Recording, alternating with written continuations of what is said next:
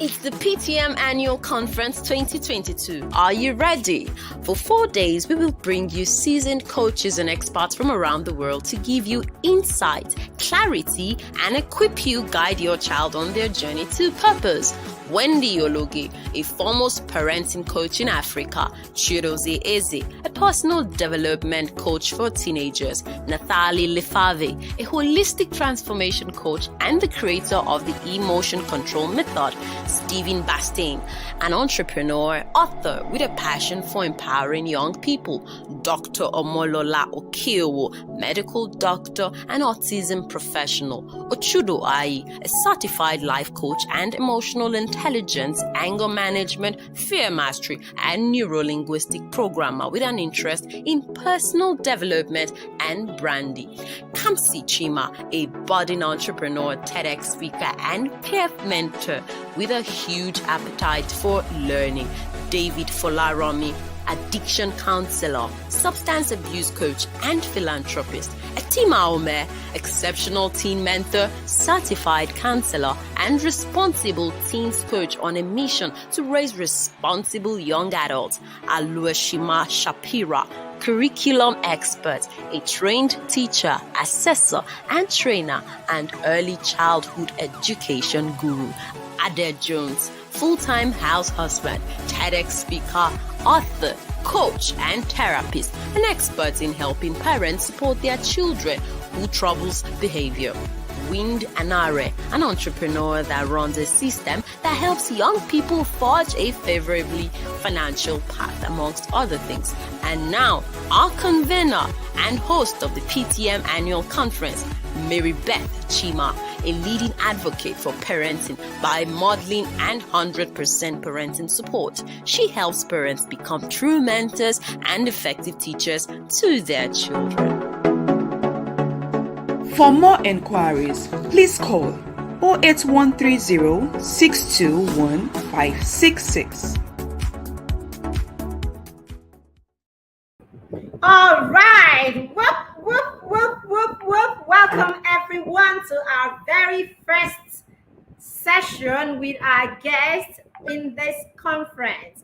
We are excited to have you. If you actually made it here, I mean, you didn't just end at registering, you actually took time and then you set your alarm or cleared your schedule to be here today, then kudos to you. I need you to give yourself a hug, as I would say to the children.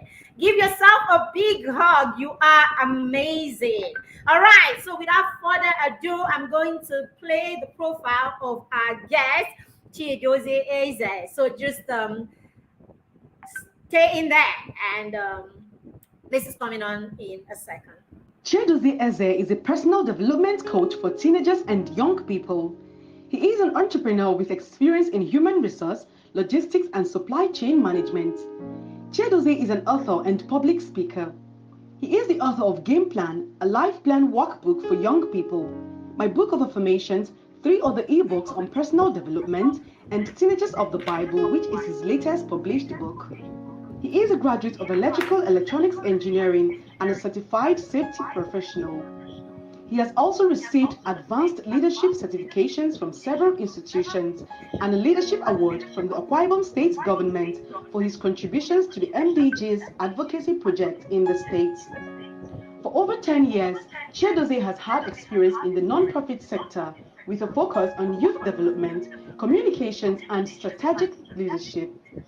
He is the founder of Teen Success Academy, a coaching outfit equipping young people with tools for personal discovery, confidence, and success. He also has a podcast known as King Talk, where he shares thoughts and insights on personal leadership. Chidozie conducts seminars and training for young people, parents, and teachers. He is the host of the 360 Success Bootcamp, a 1-month virtual bootcamp coming up in August with the theme Thrive, training highly resourceful individuals with value and excellence.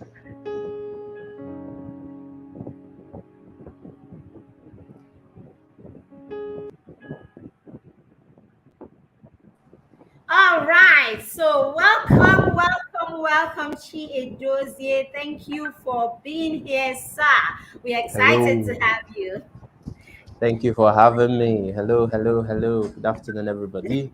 It's good to be here. Good to be here. All right, so you've listened to Chedo's profile. I don't have to add anything. So, sir, I'm just going to go backstage with my paper and my pen, and you can take it away. Thank you very much for Oh, being here again. All right, then. okay. Thank you very much.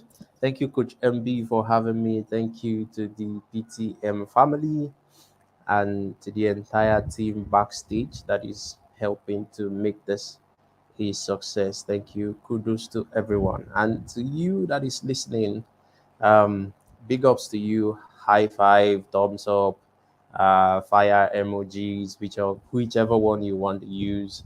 It's good to have you here. Good afternoon, good evening, good morning from whatever part of the world that you're joining in from. Thank you for being here. So, I think my profile has been shared. My name is Chidozie Eze, and it's good to be here. Like I said, it's good to be here. Once again, kudos to Coach Marybeth, the mentor parent herself. Thank you for putting this together. And speaking about mentor parenting, I think I'm going to touch on that concept a little bit before my time winds up this afternoon. So very shortly, maybe in about 40 minutes or less, I've been asked to talk about raising children that understand purpose. So that's what we're going to be talking about in the next few minutes. Raising kids, children, teenagers that understand purpose. So let's get right into it. Okay, someone says I should speak up a bit. Is my volume clear enough? Can you hear me? Because I'm almost screaming from this side of the platform. Please confirm that my sound is good so that we can take it up right away. I've seen someone say speak up a little bit, and I am trying to do that. Can you hear me? Coach Yeah, MB, I please can help me hear you. confirm. You're a bit, as in you're a bit, it's a bit low, but you're clear. We can hear you, but it's a bit low. So if you just Okay. put some pitch, or maybe maybe it's the volume. it's my I don't know. maybe it's Check your my system. audio device, but let's check that with this. Okay. Does it get better? Could you say something again? Is it better now? A little, Little. Is it better now? not too Okay. different. Okay, how about now? All right, I think it's better. Okay, okay. All right, so All right. I'm just switching up my audio devices to be sure that what we have can work. Someone else says they can hear me. All right, great. Thank you very much. So, raising children that understand purpose is what we're going to be talking about in the next few minutes. Coach MB will be backstage, of course, to tell me how much time I have left on the clock. So, purpose. Let's begin from there. I think it's something that a lot of persons throw around a lot. So maybe we are familiar with it or maybe not. So, but what is purpose? What is purpose? And then we're going to be talking about how it applies to our children, how it applies to young people, wherever they may be. In simple terms, I think about purpose as the reason why something exists. That's just it. I know we have a lot of conferences and seminars, and they say they want to teach how to discover purpose and things like that. Um, so, in simple terms, like I said, the purpose of something is the reason why it exists. The purpose of my pen right here is so that I can write. The purpose of the purpose of my laptop, my phone, is so that I can communicate in different ways and on different platforms. It can aid my communication. So the purpose of something is the reason why that thing exists. Question: what is the purpose of your child? The reason why your child exists. Because that is, I think, is the biggest question any one of us should be helping children answer. um, so a child who understands purpose is the child that can take decisions on their own, and those decisions are consistent with their values and direction in life. That is someone that understands purpose. Like I said, in very simple terms for me. If your child can make decisions on their own, and then those decisions remain consistent with whatever their personal values are and their direction in life, that child understands purpose. It's not a perfect child. It's not a perfect child. It's a child who knows how to make decisions in the direction that they're heading in life and then be able to constantly tweak those decisions that they make. A child who understands purpose is a child who has learned self-governance and self-regulation. We talk a lot about self-regulation. We talk a lot about emotional control. We talk a lot about self-governance, the ability to lead one's self, the ability to govern oneself is key for a child that understands purpose. Is key for a child that understands purpose. So, but then you don't just get born and you are born into self-governance. You don't just get born into emotional control. You don't just get born into self-regulation. Yes, I can see in the comment section. I'm not able to see all the names in the comment, but I can read out a few of them. Someone says it's not just a child that has straight A's. Yeah, it's not a child that just has straight A's. It is possible to have straight A's, and there's nothing wrong with that. But it is possible to do that and still not understand purpose. So it's important early on in this conversation that I say that purpose is not necessarily the fact that someone is successful. A lot of confusing terms around what purpose, fulfillment, and all of those things are. But moving on from there, I want to focus on the what I was saying before, that you don't just get born into self-governance. Nobody gets born into self-regulation. It is something that we learn. It is something that we learn by practice. It is something that we learn by practice. And this is so important. It's so important because what I find, or what we find in our society, is that we let children grow up through their childhood, teenage years, and then we begin to expect, without training, and then we begin to expect to have an adult that naturally, some kind of automatically regulates themselves, automatically leads themselves, automatically governs themselves. But that doesn't work. It doesn't work that way. It doesn't work that way. If a child has not been taught and made to practice self-regulation from a young age,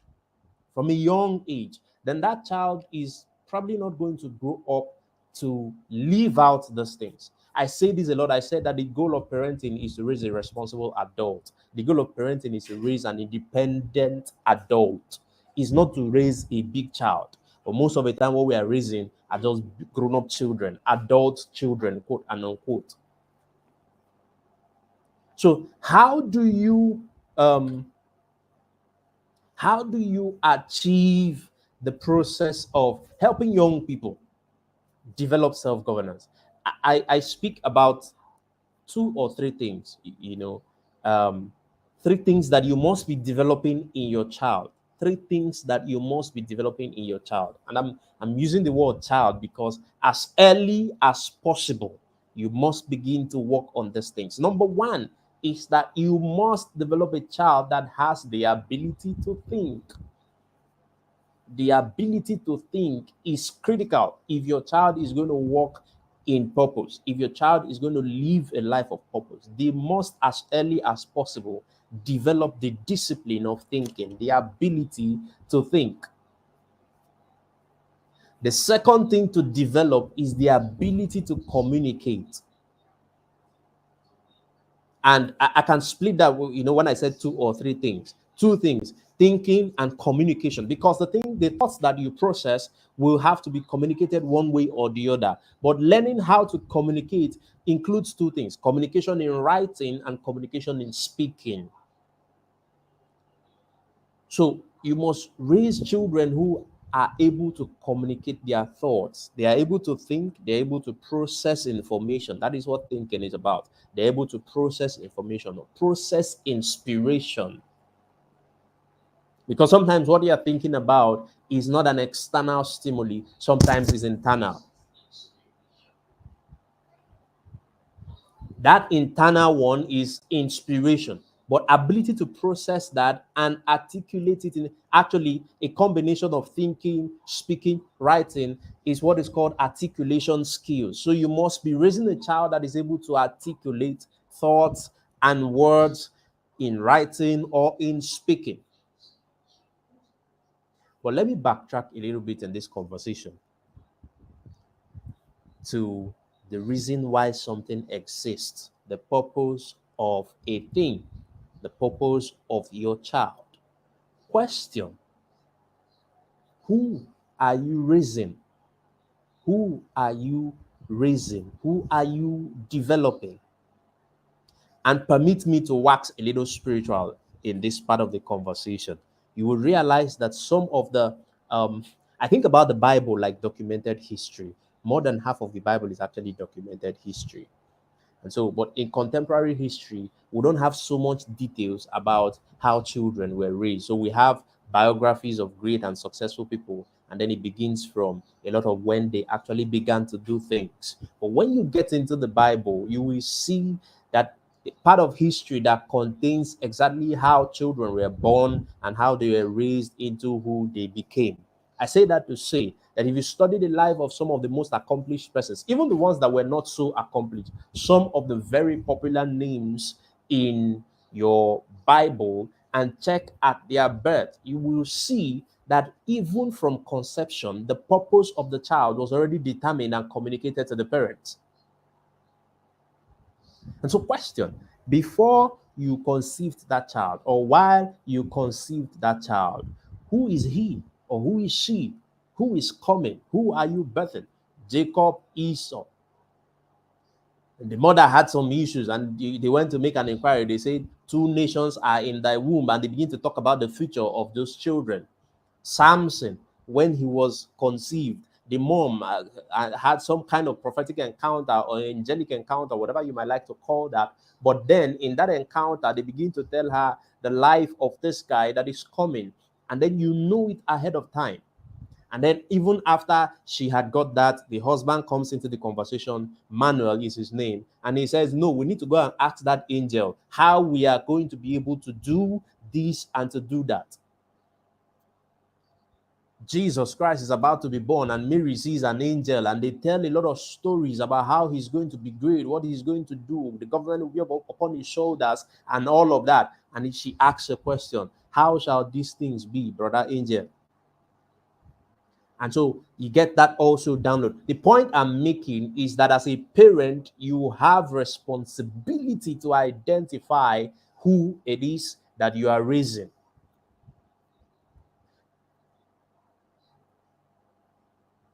You have to identify who it is that you are raising. You also have to identify first yourself.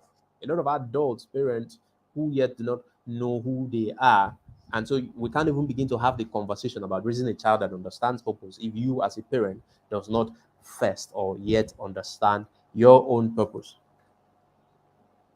So even in science, there are scientific means now. There are personality tests and all manner of things that you can do to check and to learn, understand the personality of who you are raising. We did a free masterclass a few weeks ago talking about understanding teenagers, understanding the personality of your child. We titled it the Personality Masterclass. And then in that place, parents began to have different kinds of epiphany. One parent wrote me back and said, this is the first time that my child is coming to give me a peck on the cheek and telling me that this had changed. Why? Because she took time to begin to understand who this little boy is. You're going to consistently fight with your children or with your child if you do not go back to the place of understanding and learning who is this guy, who is this girl that you are raising. I think that as a parent, you should be a student of your child. Let me say that again. Every parent should become a student of the child that they are raising. You need to constantly be aware, learning who this person that they are raising, who they really are, so that you can help them on that journey. Because as parents, again, you are stewards, a steward of destiny. A destiny has been committed into your hands. So as much as you want to get that child to walk into purpose, you that is raising the child must understand what purpose, in which direction are we going. So who are you raising? and who are you? And that is where this conversation ought to begin. Before I now got into the part of the things that you need to be developing. You need to be developing a child that is able to think. And then you need to be developing a child that is able to communicate that thought, be able to articulate their thoughts, whether it be in speaking or it be in writing. But you know what we do, especially those of us from this part of the world, is that because in our own upbringing, there's been a lot of times where we were shut down. So we have transferred that culture of shutting down young people, imposing thoughts on them. And they have to do this because you said they should do that.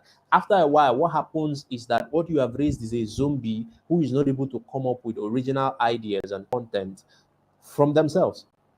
Because all their lives, they have been taught to obey the last command. Children are raised in environments of command and control. Such environments, as great as the intents might be, do not exactly raise people who have the ability to think, the ability to articulate their thought processes, and even the ability to share those things that they are thinking. So speaking of purpose, your child can be so many things. Your child can be so many things. But there are just a few that they can do in the lifetime that they have. So the most important ingredient, and hear me on this one, the most important ingredient that you can put in place for raising a purpose-driven child is environmental exposure. The most important ingredient that you can put in place for raising a purpose-driven child is environmental exposure. Because come to think of it, we become what we consistently behold. I take you back to Bible again. Remember the story of Jacob and his uncle Laban when they had some business conversation, and the guy says, "Give me this group of animals, and I'm going to do something with them. Whichever ones become speckled, they'll be mine, and whichever ones remain white, I guess, let them be yours." And he collected a set of white cattle and began to raise this cattle. But consistently, while they were mating, he put striped, stems or rods in front of them. As those cattle consistently beheld those speckled images in front of them, they produced children, they produced younger calves that were speckled in their color. So we become what we consistently behold. And that is so important because if you can imagine, see, environment is the biggest factor in raising children that are purpose-driven. Because the environment determines who you see, the environment determines the friends you keep, the environment determines even your role models, the environment determines how you can aspire, the environment determines what you think and your ability to think. The environment determines how you communicate. The environment determines language. The environment determines a whole lot. So if you have a child that you're trying to build in a particular direction, you've understood what this child is supposed to become and what they are capable of becoming, your next assignment will be to put them in an environment that can enhance that destiny. Help your child to find their voice and then help them to use that voice to impact their world. Your child is going to want to try, like I said a few minutes ago, is that they can become, there are so many things that your child can become. The concept of purpose, the idea that you are made to become this one specific thing, I quite do not understand that. There's no particular profession written in your head. There are quite a number of things that your child can become. But what determines eventually what they're going to become is how much of an exposure you have given to them. And so expose your child to different kinds of environment and help them find their voice. In finding that voice, also that is the voice that they're going to use to impact their world, whether that voice be in sports or in academia, in music, entertainment, arts, education, or whatever field of life, even in politics. Help your children to find their voice. Expose them to the right kind of environment. Speaking about shutting children down, uh, do not value, I want to be careful with my next statement. Do not value order over purpose. And let me explain before somebody takes it in one direction. When I say order, I probably actually mean orderliness. You know, you want children to do things in a certain kind of way. Uh,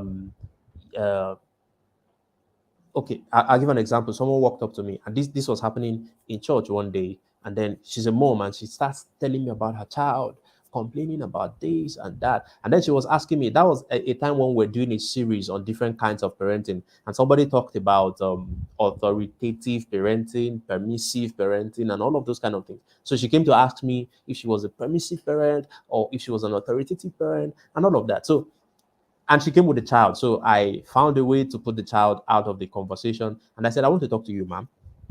Question. Let me give you an example. This guy probably broke a chinaware at home. And you are all worked up. Question, ma'am. As a child, did you ever break something in your house? And she goes all quiet. And I say, yes. You are punishing this child for something that is ideally supposed to be part of growing up. If you ever broke something, every one of us broke something while we're growing up. So why is it so strange to you that the child is going to break something? But if you manage that situation well, you will allow that person to process what has just happened and come up with their own solutions. But the more you keep interfering and shutting down, it is said that by the time a child grows to be 17 years old, they have heard more than 150,000 no's and heard only about 5,000 yes. And so what are we doing with that?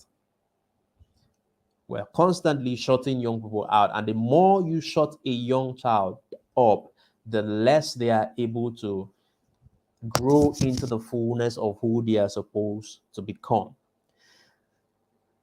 Now, because I also understand that in the audience are maybe some parents who are raising younger children, before we get to the part of parents who are raising teenagers and older children, let me share this next content of my conversation.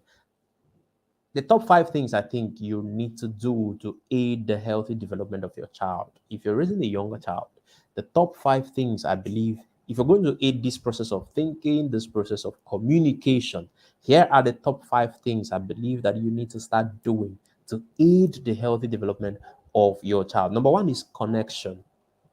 Number 1 is connection. Number 1 is connection.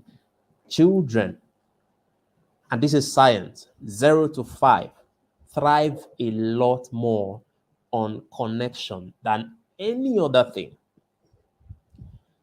Most of what a child does that disturbs the parent is actually in a bid to seek a connection, to find connection, to seek attention.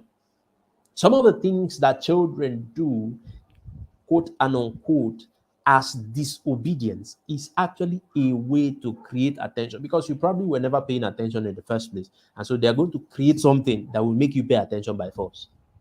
But if you were naturally, easily giving attention, you would build a connection with that child that actually influences positive behavior. The level of connection you have with your child will influence how positive or negatively they behave.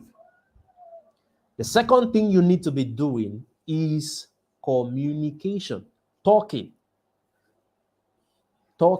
There was this trending video on Instagram about a man talking with his child, and it wasn't really any serious conversation, but you will see the child trying to talk back and almost like having a conversation with the father. Children want to hear you speak to them a lot. Talk to your child. Let me run a bit faster now. Number 3 is somebody said talking, not screaming. Yes, talking, not screaming, please. I did not say screaming. Communication, talking with your child is a great way to help them, gain mastery over their own communication, over their own thought process. Number 3 is playing with your child. It is amazing how So many parents no longer play with their kids. Create a schedule. The younger your child is, create a schedule when you just play with your child. Just play. The different kind of activities to do. I have a resource on this. I called it the executive function guide, something that you can do with every age of your at every age of your child, to build communication, to build connection, the kind of play activities that you can do. And I'm probably going to put out that resource if Coach MB. Maybe we'll do that at the end of the. I'm going to look for the link at the end of this conversation. I'm going to put out that resource because it's free of charge. It's for anybody that's interested in using it to build a connection with your child. Number 4 thing that you need to do: the younger your child is, the better for you. Number 4 thing that you need to do to aid healthy development of your child's thinking process and communication process is to build a healthy home. Is to build a healthy home. The relationship between yourself and your spouse greatly impacts in the development of your child. The relationship, I say that again, the relationship between yourself and your spouse impacts your child. I got a little distracted. I saw that comment. Somebody says sometimes screaming works faster. Okay. There's such a thing as speed and accuracy. It works faster. Question is, what result will you get at the end of the day? It works faster, but it kills connection. It works faster, but it kills communication. It works faster, but it kills influence. Okay, so number 5 thing that you need to do to aid the healthy development of your child is community. You have to build a community. I'm going to speak about this if I have more time towards the end of this conversation. I'm going to talk about community. It takes a village to raise a child. Your child needs to see more than just you as they begin to grow older, actually.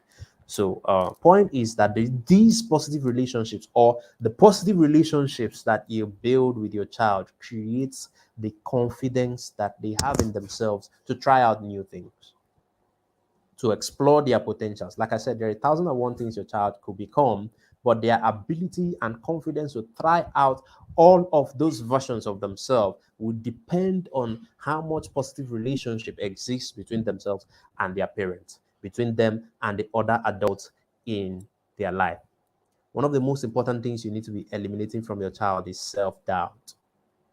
Self-doubt. I have said countless number of times that no person, child, teenager, adult, no human being can outperform the image of themselves, the image that they have of themselves. No human being can outperform that. So as children grow up, you want to help them eliminate self-doubt. If you can help your child eliminate self-doubt, you would have done much more for that child than any material thing you can provide. Because it has been proven over time that what stops us from fulfilling purpose is not who we are, but who we think we are not. The things that are holding you back, you can use yourself as an example, even as a parent or as an adult. The things that are holding you back from living a life of purpose is not necessarily who you are. It's not necessarily the things you've got or not. It's about the things you believe that you are not. So if somebody would help you overcome your self-doubt and realize how much you can achieve, even with the things that you are, you will blossom. Because there are a lot of persons who have less than what you have, who are doing far better than you are doing. So it's not necessarily about who you are, it's about who you think that you're not.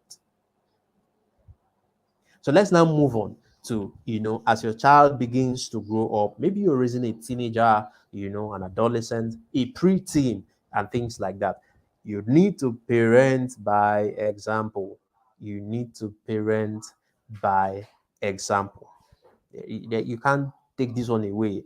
Even from childhood, children learn more by copying than by listening. Children learn more by what they see, visual expressions, than by the things that they hear you say. And that's why the screaming thing don't work. That's why it doesn't work. I was at a conference for parents sometime last week, and I told them, I said, the authority of the word is not in the volume. The authority of what you are saying does not lie in the volume of what you're saying. It lies in the content of what you're saying. The authority of the word is not in the volume, it is in the word itself. It is in the things and instructions they are saying. Well, how to live that out will be more impressionable on your child if you're living by example, if you're parenting by example. And that's where I congratulate Coach Marybeth, because that's what she's leading, parenting through mentorship. It's you living out what you're trying to create in your child. It's you living out the things that you want your children to do and to become. Okay. So number two, listen to the dreams of your children. Listen to their aspirations. I said earlier that every parent should become a student of their children. You need to become a student of your child. And how do you do that? Listen to them. Listen to them. Simple questions. What do you want to become when you grow old? What do you want to do? Who are your role models? And things like that. Listen to them.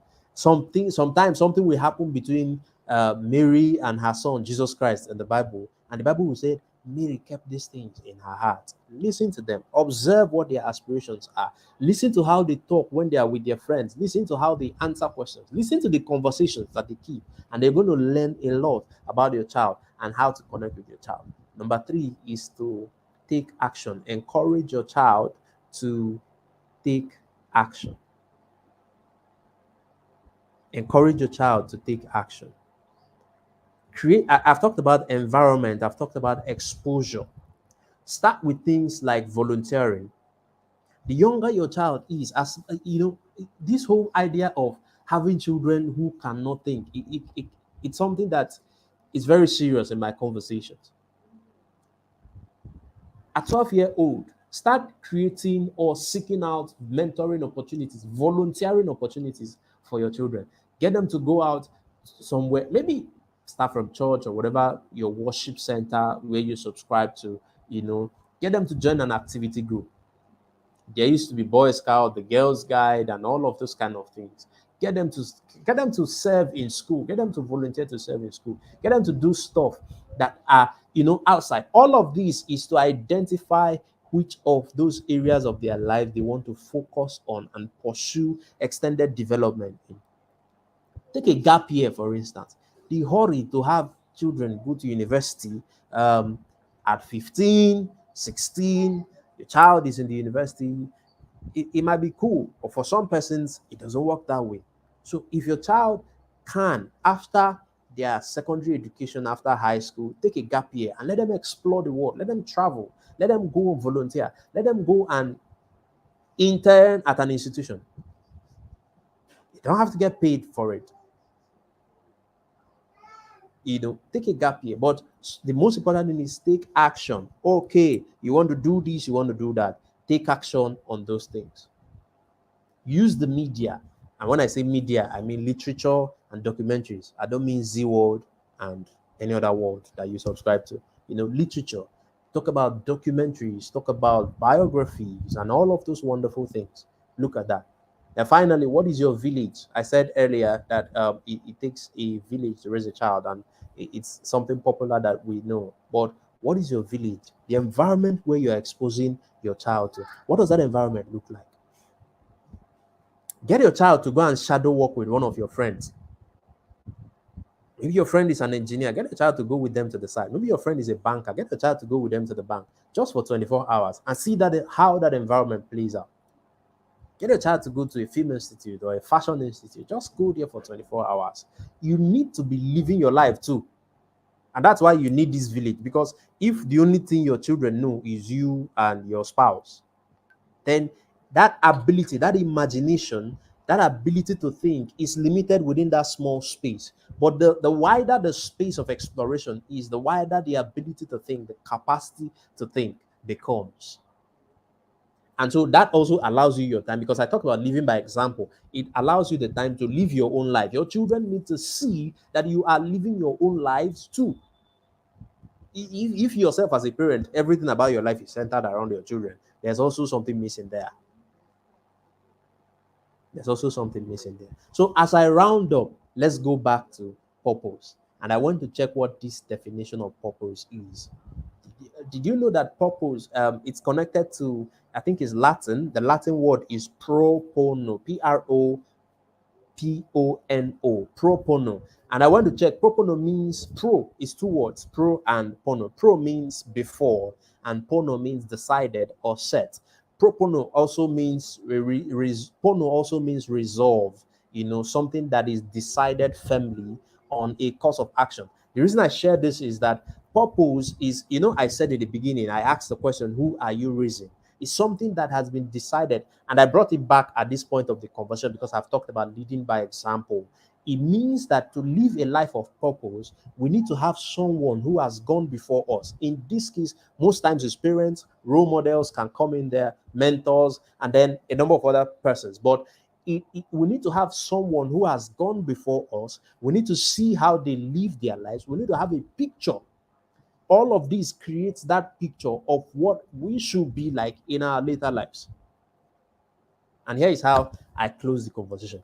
3 keys if you're going to lead your children by example. Number 1, develop a family vision. Your child needs to see how vision is created, how goals are set. Establish a purpose for your home. You cannot be running a home that does not have a vision. You cannot be running a home, you just went to school, you graduated, you have got to the age of getting married, you got married, you now started having children. No purpose, no vision, nothing. And you want to raise children that have purpose. How does that work? Establish a purpose for your home, a type of family that you want to become. What kind of family? How do we want to be identified? How do we want to be represented in public space? This is the foundation your child needs for developing their own personal vision. They will eventually follow your lead, and then they're going to connect that lead to their own individuality. Remember that you're not trying to create a copy of you. You're trying to create an independent, responsible adult in their own space, succeeding in whatever they choose to do. But they take a cue. I've seen my parents sit down, set family visions, create purpose, create goals, and all of that. That is the foundation that they need. Number 2, define your family culture. Culture is a way of life of a group of people. All of us learn that in social studies. But by that, I mean value system. How do we talk in the house? How do we disagree in the house? How do we have conversations? What are the instructions? What do we do? And how do we accept consequences when we make mistakes? Consequences for our mistakes. And not just because you want to punish the child. What are the consequences for if I do this? What does it lead to? And things like that. Create a family culture. Create a family culture. Vision plus culture is how you create a self-governed life. When a child has a proper understanding of what their vision is, when the child has a proper understanding of what their culture is, then they are able to live a life that is governed more like on auto run. So most of their decisions are already made by their vision and their values. You want to have that kind of child that you can live and travel. Your 12-year-old cannot independently think and communicate. You have not raised a purpose-driven child. Maybe you are in the journey. It doesn't mean exactly that something is wrong with you. Maybe you're on that journey. But I'm saying that at 12, do you not know that I should be about my father's business? That was a question that Jesus asked his parents at 12. Do you not know that I should? So at that age, your child should already begin to try out whatever their business is in the world. Like I said, they're going to make mistakes, and it's okay to make mistakes. They're going to try out a lot of faces, a lot of caps, a lot of things until they settle into that one thing that resonates with their identity, that resonates with their individuality. Let me also add that you need to help your children create what I call mental meetings. Mental meetings is the kind of meeting you have with yourself alone on your table. But you create this again by showing an example. That is how you develop your ability to think.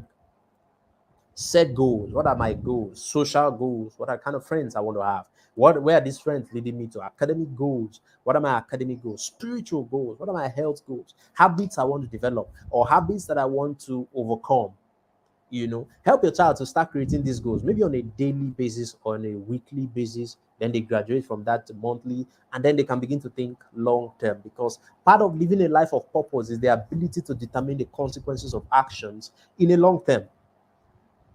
But it's not going to happen if they don't have it. So the family is a training institution where they can begin to try out things and fail and make mistakes and correct themselves. Not necessarily you jumping into, rescue them, jumping in to solve the problems for them. No, correct yourself. It's your mistake. Live with a few of the consequences when the consequences are still manageable and little. But the problem is, if you continue to help your children manage all the consequences that they get involved with in their life, sometime later they are also going to keep needing you to help them manage those consequences. Okay, so mental meetings to aid thinking. Have discussions that are deep and meaningful with your children. Like I said, when I talk about media, I said I'm not talking about the likes of Z World and the rest of them. I'm talking about go look at some credible documentaries, go visit some locations, go read a book. There's such a thing as media literacy.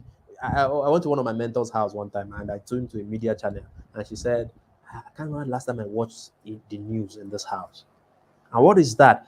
Even though there's a lot you can be learning from the news, but there's also the ability to know that the news is not always the news sometimes. So teach your children how to interpret what is available on the media. Teach them how to interpret the conversation, the trending things that go on social media, for instance. How do you make interpretation of what is trending in the world? What is your child's interpretation of Ukraine and Russia? They are in a war, for instance. Or their interpretation is what they learned from Channels TV, or whatever TV that they tune into. Children with purpose need to understand early that they are not like anybody else, because then they can fight negative peer pressure. They need to understand that it's okay to be different. It's okay to have different views. It's okay to follow a path in life. Difficult conversations, have meaningful conversations, different relationships, different discussions. Then finally, I think I started from here. Who are you as a parent? What is your own vision? You're not going to create nobody that lives a life of purpose if you as a parent is not living a life of purpose. Your child needs to see you living a life of purpose if they will learn to walk in their own purpose. Okay, so that is where I want to leave it for today. I think my time is up. Coach MB, if you're in the house, I would welcome you back to help us round this session up. Whoa. Thank you, Coach Jose. You know how you do it now. You just do it in a quiet, subtle, but goes way. We're there. Like he's just there talking gently. Meanwhile, your notepad is full. Thank you so much. You've said so much. I won't be able to go back and start running through what you said because we are almost out of time. I didn't even have the liver to stop you because I don't want a break in transmission. Just push it all out there. We want them to go with as much as possible. Take all of it. All right. So if you have any questions for Coach Chedose, please put them in the comments quickly so that we can read that. Okay, there's an advert we should have going on right now, but I don't think my team came around to. Okay, so we will just hang in there. I will look through and see what we have. Any questions, please just put them up in the comment section now so that we can take that. All right. So while we're doing that, let's just play a little. Let's play this our advert again.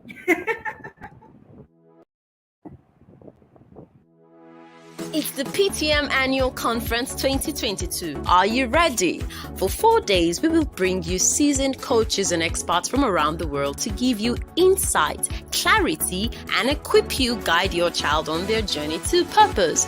Wendy Ologe, a foremost parenting coach in Africa; Chidozie Eze, a personal development coach for teenagers; Nathalie Lefave, a holistic transformation coach and the creator of the emotion control method; Stephen Bastain, an entrepreneur, author with a passion for empowering young people; Dr. Omolola Okeowo, medical doctor and autism professional; Ochudo Ayi, a certified life coach and emotional intelligence, anger management, fear mastery, and neuro-linguistic programmer with an interest in personal development and branding; Kamsi Chima, a budding entrepreneur, TEDx speaker, and peer mentor with a huge appetite for learning; David Folaromi, addiction counselor, substance abuse coach, and philanthropist; Etima Omer, exceptional teen mentor, certified counselor, and responsible teens coach on a mission to raise responsible young adults;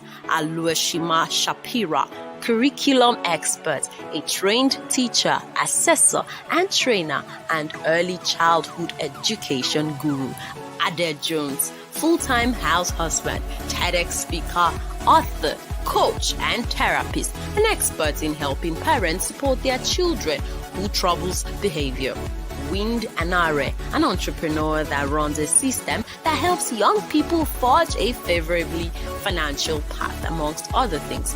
And now, our convener and host of the PTM annual conference, Mary Beth Chima, a leading advocate for parenting by modeling and 100% parenting support. She helps parents become true mentors and effective teachers to their children. For more enquiries, please call 08130 621 566. All right. So, Coach, that's one of the questions we have there. They're asking, what Okay. age do you start teaching purpose? At age 0, that's where you start teaching purpose. as, as early as possible. As early as possible. Because purpose was determined a long time before the child was born. So as early as possible, we need to start teaching purpose. And this is not. I'm not. I'm not. I'm being serious. I'm not even joking with that idea. If, All right. Are you with me? Is it frozen? Coach, are you there? Okay, looks like we've lost Coach there. Are you there, sir? Okay, so he was saying, because purpose is predetermined, so your child basically should come into the knowledge of their purpose right from day one. Welcome back, okay. Coach. We lost you Okay. for a minute. All right. Sorry about that. Okay. So I was saying, even if you look at all of the most successful persons in the world today, take for instance, I'm looking for the examples now. If you think about Japan, it is said that Japan starts training their astronauts from age 2. What do you make of that? You think that the astronaut became an astronaut at 17? No, they started identifying those guys and picking them up as early as 2 years old and giving them the specialized education that child will need to. You see, so when they were born, they already know where the guy is going, and you're surprised that at 17, this guy is doing great things. Exactly. At the conference, Ebuka's conference for boys happened last week, and Pastor Siri was talking to us about the likes of Lionel Messi. You see, Messi is still in the show and in the limelight, yet his son is already trending about something that guy is doing. Even the guy called Messi got into the football academy at age 6. So how else do you explain when should we be teaching children purpose? As early as the child can read and write, can understand communication, is when you should set that child in the direction of their purpose. What do you see as a parent? You need to understand also as early as possible what the purpose of your child is. That would be my answer to that. Exactly. You see that Yeah. thing, we always think that there is a time, let them chill, later. So it takes being able to identify certain things in the children, first of all, before you can say this one at age 3, at age 4 is probably geared towards being an astronaut and all of that. And it's people who do not even have a business, people who should relax, like the Messi and Leonardo and the rest. They should relax now. They've got They're it not all. relaxing. No. They're not relaxing. They're They're helping not their relaxing. children find their own path. Yet we are the ones that, because of our little, we just let them enjoy. Just leave these children. The wahala is too much. I mean, I've heard someone say to me once, the kids are on holiday. Like, what are the kids? The kids are doing something and all of that. It's like, it's holiday now. Will the children rest? Like, it's holiday, can't they rest? I'm like, so which one is the work that they are doing? That they are doing this skill or they are doing that skill? So where's the work? The things that poor people call holiday is different from what the rich call holiday. I'm telling you.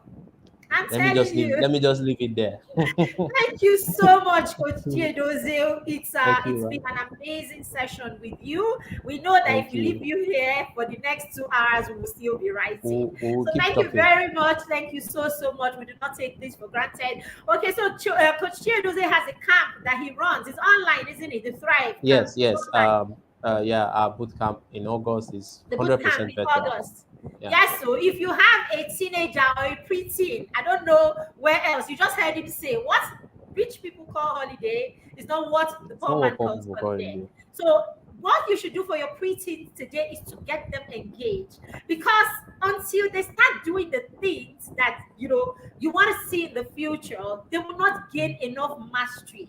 Isn't it a Bill Gates that says you should start early so that all the mistakes you will make, you can make them early in life? So it's not when you're old you start making mistakes that will cost millions and billions. Okay, make them at the point where you're just, it will just cost little or nothing. Thank you so much, Coach. We do not take it for granted that you spend this time with us. So we need to run right now so we can get the next speaker on board. Thank you so much, sir. Okay. Thank you. So thank you everyone who joined the session. Do not go away. Our next speaker is coming back right away in the next 3 minutes. Just go and drink water or drink juice or something and get back right here. So we'll go out of the studio and we'll be right back. Thank you very much for being here. I see all your comments. Please tag your friends to come in and join us. Take screenshots, please, and put them on your social media platforms. Please rave about this conference. That's all you can do for us. That's all you can do for these coaches who have come here. I tell you, oh my God, I can't even begin to tell you how much has gone into this conference behind the scene. The people who have contributed, the people who have volunteered, the people who have spent. I mean, so much has been spent just so that we can bring this to you for free. The least you can do is to go out there and rave and talk about this, share with your community. See, now there's knowledge here. You will be doing a social responsibility to someone, right? A kind responsibility towards someone if you can invite them to be a part of this. So thank you very much. I'll see you in the next 3 to 5 minutes. Bye.